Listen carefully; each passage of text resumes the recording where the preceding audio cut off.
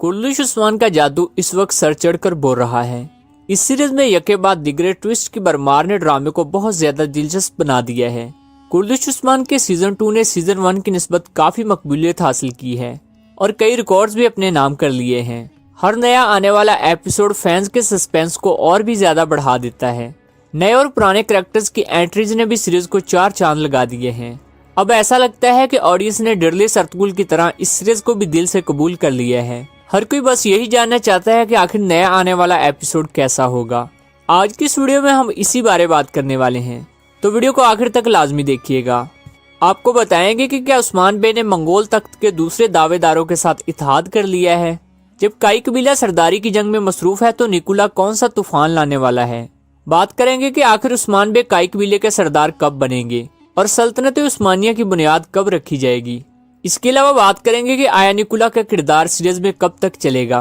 क्या दोगान आल्प का बेटा भी कुर्लिश उस्मान सीरीज ज्वाइन कर रहा है।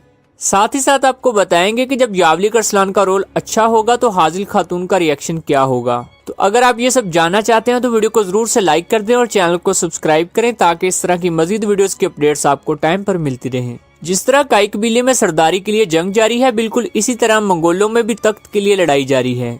और इसीलिए जैसा कि हमने देखा कि गेहातू अपने भाई को भी मार चुके हैं, लेकिन अब मंगोल तख्त के और भी दावेदार सामने आ चुके हैं, जिनमें गेहातू के कजन बेदू खान भी शामिल हैं।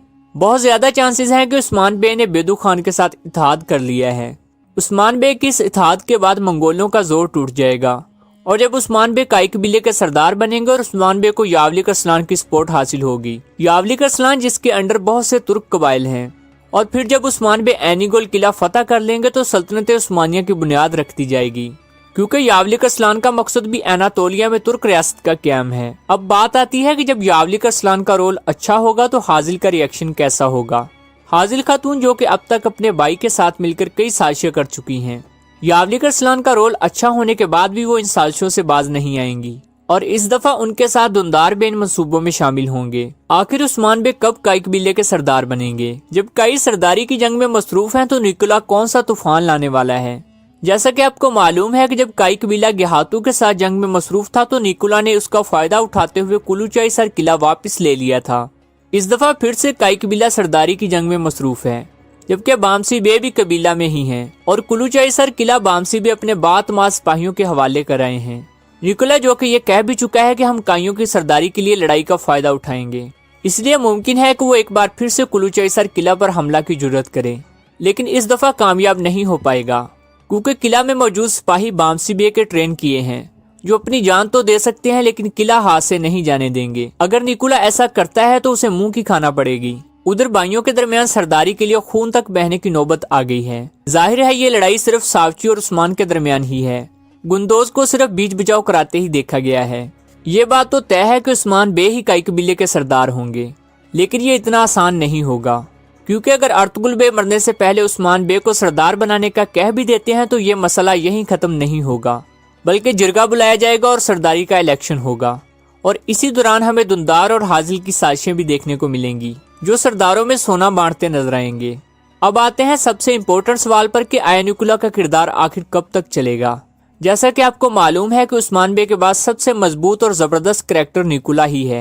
व्यूअर्स, आपको बताते चलें कि निकोला का किरदार इस सीजन में काफी लंबा चलने वाला है और ये भी मुमकिन है कि निकोला की आने वाले सीजन में भी एंट्री हो, जैसा कि नोयान की हुई थी। क्या दोगान आल्प का बेटा भी आने वाले दिनों में कुर्लिश उस्मान सीरीज ज्वाइन कर लेगा। जैसे जैसे कुर्लिश उस्मान की रेटिंग अच्छी हो रही है वैसे वैसे नए कैरेक्टर्स की भी कुर्लिश उस्मान में एंट्रीज कराई जा रही हैं, जैसे कि गेंचे बे। और अब आने वाले दिनों में दोगान आल्प के बेटे की भी कुर्लिश उस्मान सीरीज में एंट्री होने जा रही है और ये किरदार मशहूर एक्टर केन यमन अदा करेंगे। लेकिन अभी तक कुर्लिश उस्मान इंतजामिया की जानिब से इस बारे कोई ऐलान नहीं किया गया।